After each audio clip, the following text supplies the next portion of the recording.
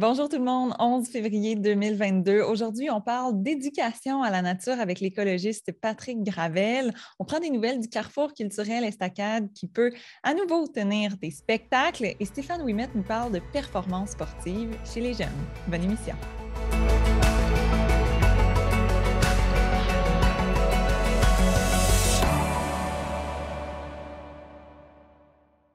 En mars prochain, à Papineauville, il y aura une nouveauté. Il y aura des ateliers en nature pour se familiariser avec la faune et la flore. C'est grâce à Programme Coyote que ça pourra avoir lieu. On va en parler avec l'un des instructeurs de ces ateliers, Patrick Gravel. Bonjour. Bonjour. Patrick Gravel, vous êtes instructeur nature, vous êtes écologiste également, consultant. Vous êtes dans une classe en ce moment d'ailleurs parce qu'aujourd'hui, vous donnez des ateliers en forêt, en nature à des élèves, mais là, vous allez le faire à Papineauville. Qu'est-ce que vous allez faire dans ces ateliers? Qu'est-ce que les gens vont pouvoir apprendre?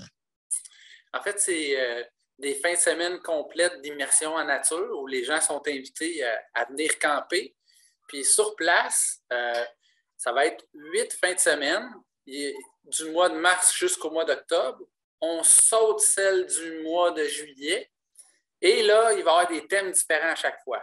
Le premier thème, ça va être le pistage des animaux. Comment on fait pour interpréter l'histoire d'un animal dans une trace, puis même quasiment rentrer dans sa tête, parce que les traces peuvent nous raconter, même cultiver l'empathie en nous envers les animaux. Ça, c'est très subtil, mais oui, c'est possible.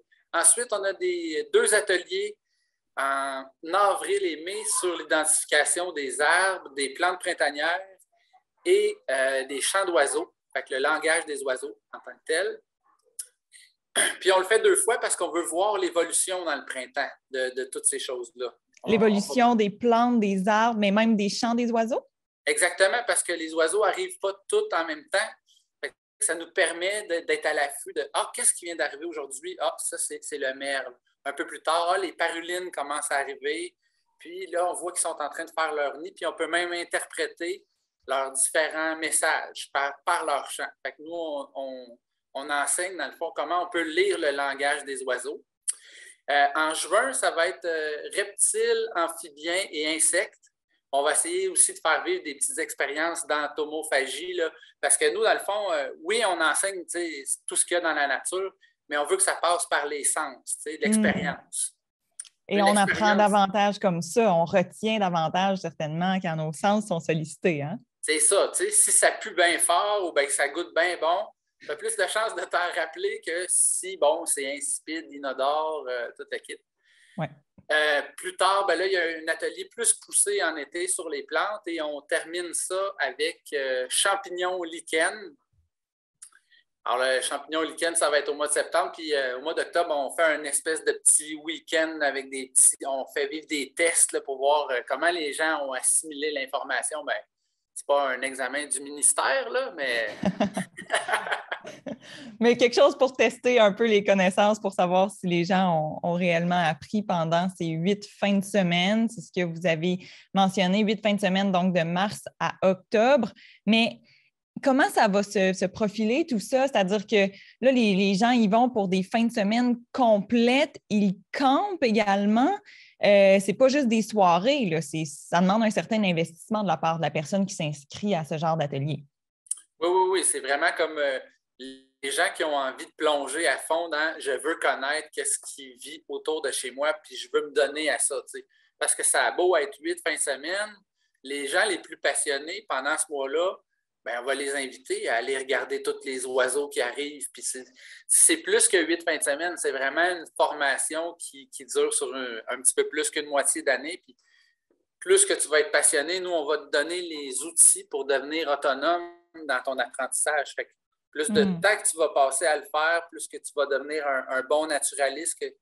Puis moi, j'ai pour mon dire que plus tu as de connaissances de la nature, plus tu es autonome dans tes expéditions en forêt. Tu sais, écoute, là, je vais pouvoir manger tel bolet ou il faut que je fasse attention, là, ce champignon-là, il est mortel. En tout cas, ça fait que les gens développent une culture. Et comme tu dis, c'est vraiment un investissement. Tu ne viens pas comme je vais tester, voir si ça m'intéresse d'être dans la nature. Là. On invite les gens qui sont déjà appelés à pousser au second degré la chose. Oui, parce que donc, il y a l'investissement que tu mentionnes. Ça va se passer à Papineauville principalement ou on va aller un petit peu ailleurs dans la MRC Papineau également? Ce que j'ai compris disons, dans mon introduction de comment on a bâti ça avec Steve Leckman, qui est Le directeur du projet, qui est de Programme Coyote.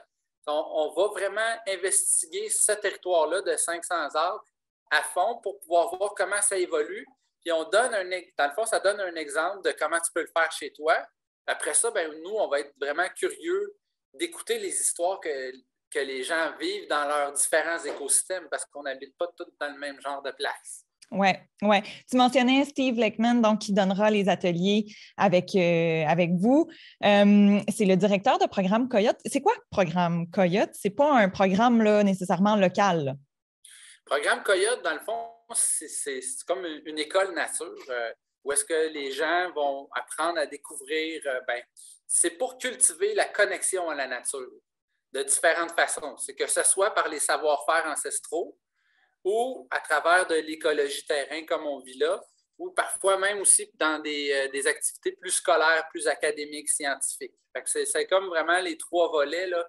C'est à travers ton expérience avec tes mains, dans ton intellect, puis aussi comme, c'est ça, cognitif. Là. Puis c'est très inspiré d'une école américaine qui s'appelle Wilderness Awareness School, avec John Young, qui apporte un modèle extraordinaire, dans le fond, éducatif, qui est comme un cycle pédagogique qui fait en sorte qu'on n'approche pas la connaissance en bourrant le crâne des gens. On a vraiment une stratégie d'approche pour que ça pénètre tout l'être. D'abord, on va créer un étincelle. Qu'est-ce qui va stimuler l'intérêt du monde? On va faire un petit feu par friction, en silence dans le coin. Qu'est-ce qu'il fait là? Et un coup que l'étincelle est allumée, là, on va aller ouvrir nos sens. Un coup que les sens sont ouverts, qu'on est dans la présence pour être plus observateur de tout ce qui nous entoure, on rentre dans l'expérience concrète, le principal, puis on finit par un exercice de voir comment on a intégré l'expérience. C'est vraiment comme un cycle en 8 temps là, que j'ai raccourci parce qu'on est dans une petite entrevue. Alors, c'est la stratégie de Programme Coyote, qui est un programme un peu plus... qui est basé là, principalement à Montréal. Hein? Oui, mais il y a quand même beaucoup d'activités qui commencent à se faire à Papineauville, en particulier sur ce territoire-là qui est exceptionnel. Là. Il y a des forêts plus anciennes, il y a des milieux humides, il y a des forêts feuillues puis des forêts de conifères, le bord de la rivière Petite Nation. Fait il y a vraiment une belle variété. Il y a même des espèces rares, des espèces qui sont comme peu communes à l'échelle du Québec. Ce que ça veut dire, c'est que si, par exemple, il y a des gens qui ne peuvent pas faire les ateliers qui commenceront à partir du mois de mars jusqu'à octobre, ils pourront peut-être avoir la chance de faire d'autres ateliers, d'autres types là, qui ne seront pas nécessairement de camper pendant une fin de semaine complète, 8 fins de semaine. Là. Il y a d'autres types de programmes. Il y a d'autres programmes. Il y a des programmes que c'est une journée à la fois. Mais la couleur de programme Coyote, c'est que ça arrive qu'il y a des activités à la pièce. Mais ce qu'on aime faire, c'est amener les gens plus loin. Fait que c'est plusieurs activités le plus régulièrement possible. On veut comme créer une culture de gens qui sont vraiment sensibles à ce qui les entoure. Et on précise peut-être que c'est vraiment pour des adultes. Le programme qui commence au mois de mars, ça s'appelle Écologiste de terrain, parce que tantôt, je mentionnais que tu étais dans une classe, que tu donnais des classes nature dans les écoles dans la MRC Papineau, mais c'est bien ça, hein, c'est pour les adultes là, que ça s'adresse, le programme en mars. C'est pour les adultes et à la fois, on est ouvert à des gens qui sont plus jeunes, mettons en haut de 12 ans, on va dire ça comme ça. Si les jeunes sont prêts à monter 2-3 montagnes, se mettre les pieds dans la boîte, puis passer à travers comme sans grogner parce que tu es tellement motivé, tu es tellement content d'être là. Fait que si c'était plus jeune, on va vraiment inviter les hyper passionnés. Mais effectivement, ça s'adresse aux gens qui veulent aller plus loin, les adultes qui ont déjà un petit intérêt pour les plantes ou pour les champignons. Puis même si tu es déjà avancé, comme sais, Steve, c'est vraiment un pisteur d'expérience, puis moi, je suis botaniste de métier, fait qu'on peut amener les gens vraiment plus loin selon leur curiosité, là. Patrick Gravel, merci beaucoup. Ça fait plaisir. Merci, Floralie, pour ton intérêt, pour votre intérêt à nos activités. Ben, ça fait grand plaisir et je vous souhaite beaucoup de plaisir lors de ces ateliers échelonnés sur 7 ou 8 mois. Ça se passe donc à compter du mois de mars jusqu'à octobre. Pour plus d'informations, vous pouvez visiter le site web de programmecoyote.com et pour vous inscrire également.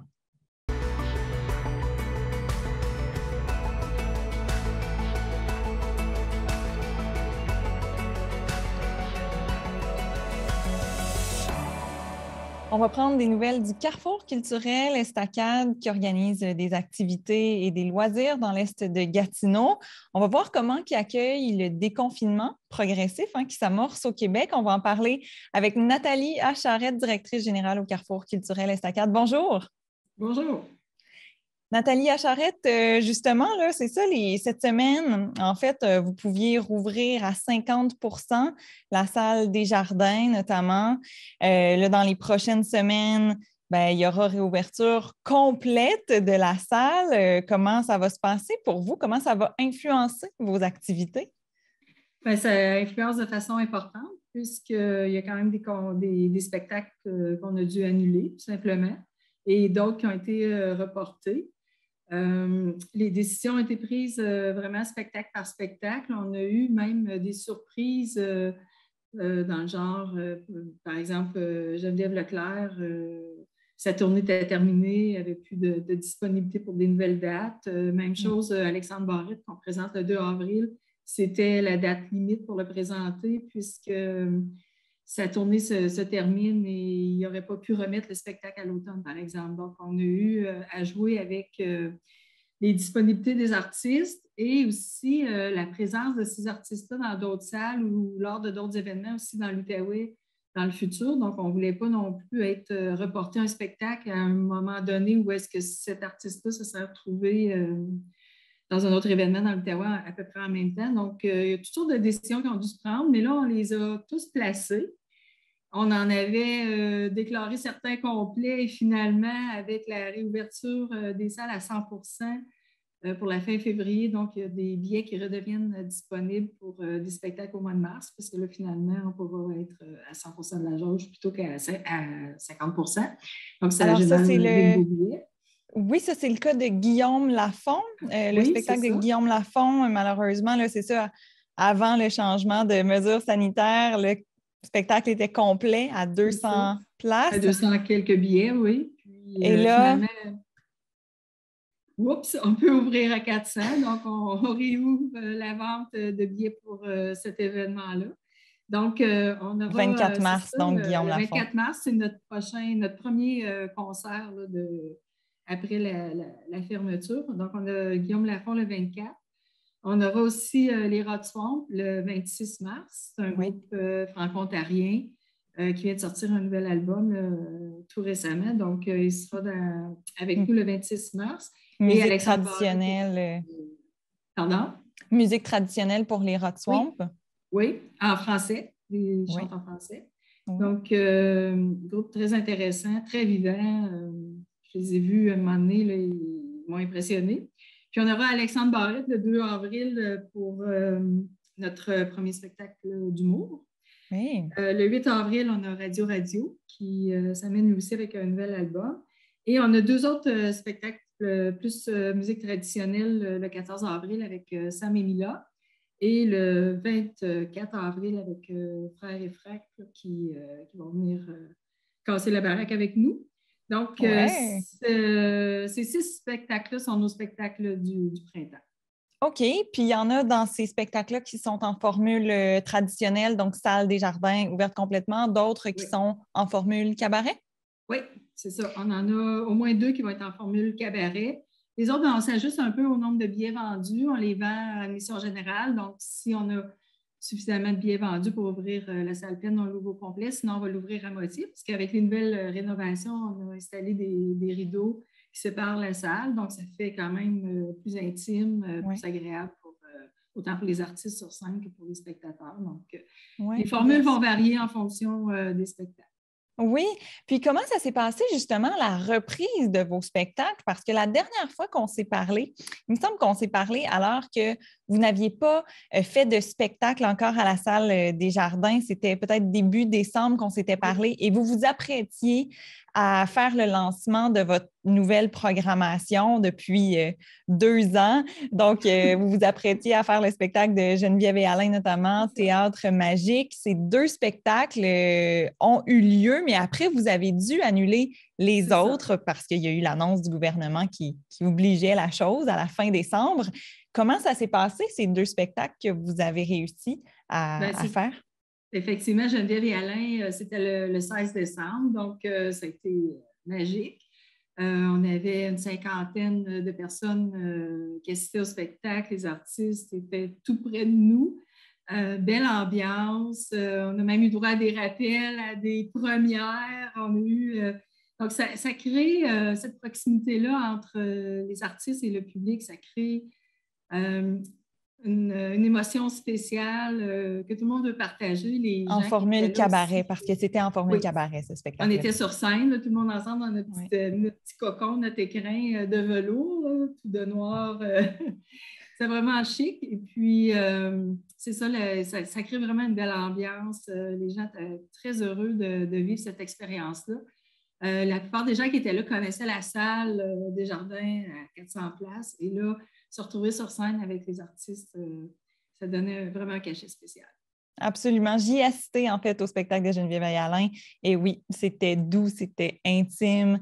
Belle expérience. Bravo pour l'organisation de ce spectacle. Maintenant, la semaine de relâche s'en vient, hein, Nathalie à Charrette. Et vous allez organiser des activités pour les enfants. Qu'est-ce qui s'en vient? En fait, on est dans la suite de Plaisirs d'hiver qu'on avait commencé avec certaines activités sous le pont McLaren. Et on garde le même thème, sauf qu'on aura des activités intérieures et extérieures. Donc, ce qu'on fait actuellement, c'est qu'on n'a pas tout à fait fini le recensement, mais on travaille avec la ville de Gatineau pour voir toutes les activités de libre participation dans le secteur Buckingham-Masson-Angers. Donc, on parle de patinage libre avec musique. On va recenser les activités de bain libre. On est en train de voir si on est capable de faire des cours de tai chi, de zumba, tout ça parents-enfants. Donc, pour occuper nos enfants, mais pour aider nos parents à occuper leurs enfants. Et il y aura aussi deux séances de cinéma à la salle des Jardins, gratuites. Donc, le mercredi après-midi, ce sera Dora et la Cité perdue. Et jeudi après-midi, ce sera Mon cirque à moi avec Patrick Huard. Donc, 2 belles activités à la salle des Jardins. Et toutes ces activités-là sont gratuites, admission générale. Donc, la plupart du temps, il faut penser au passeport vaccinal. Mais c'est des activités qui sont disponibles dans la ville de Buckingham, dans le secteur Buckingham-Masson-Angers, et qu'on est en train de recenser là, pour en faire une synthèse qui sera publiée sur le babillard de la TVC, dans les journaux, et aussi qu'on va transmettre aux familles via les écoles. Oui, et en fin de semaine, c'est la dernière fois qu'on peut qu'on peut aller à Plaisir d'hiver. Vous en avez fait quelques-uns là, dans les dernières semaines. Bien, en fait, il y en aura pendant la semaine de relâche, mais samedi, il y a quelque chose aussi, là, 12 février. Il nous reste une dernière activité en plein air organisée sous ce vocable-là qui est au parc de l'Érablière, qui est situé à côté de l'école du Ruisseau à Masson. Oui. Et ça sera en soirée et c'est un disque jockey qui va être là pour amuser les petits et les plus grands. Avec un feu de camp. Feu de camp, oui, feu de camp. La dernière fois, il y avait des belles de foin pour s'asseoir autour du feu, justement, des raquettes, le patin. Donc, toutes sortes de belles activités qu'on peut faire en famille ou en couple. C'est la Saint-Valentin, donc pourquoi Bien pas sûr. Un peu de danse avec le disque jockey, ça sera très, très agréable. Oui, Nathalie à Charrette, merci beaucoup. Merci. Au revoir.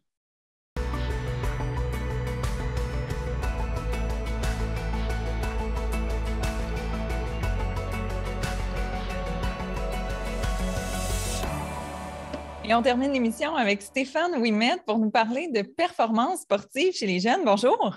Hey, bonjour Floralie, ça va bien? Oui, merci. Et toi?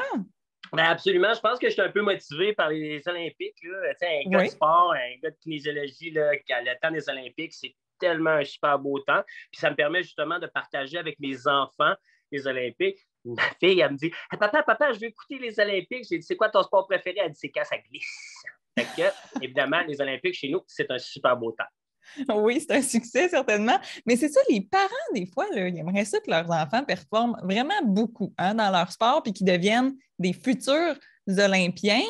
Mais là, dans ce temps-là, est-ce qu'il y a un risque que l'enfant perde du plaisir dans sa pratique sportive? Il est où l'équilibre, Stéphane, dans tout ça? En fait, c'est une excellente question. On est tous, les parents qui sont sportifs ou qui ont déjà fait du sport, les enfants font du sport. On veut évidemment toujours le meilleur pour nos enfants. On veut qu'ils deviennent le meilleur possible. Puis souvent, si tu regardes un enfant très, très jeune, que son papa va s'être lancé la balle avec lui ou va s'être de lancer le ballon avec lui, va avoir des habiletés beaucoup plus développées que ses amis à un jeune âge. Parce qu'évidemment, quand tu as 5 ans puis tu as donné des coups de pied juste 10 fois dans ta vie, si tu en donnes 10 de plus, tu vas doubler tes habiletés sportives très, très rapidement. Donc, un parent impliqué dans le sport, c'est toujours une bonne façon de développer l'enfant. Là où ça devient un petit peu problématique, c'est cette fameuse équilibre-là que tu mentionnes entre est-ce que j'en fais faire trop à mon enfant? Est-ce que je fais faire à mon enfant? Est-ce qu'il est positif pour lui? Est-ce qu'il continue d'avoir du plaisir à l'intérieur de tout ça?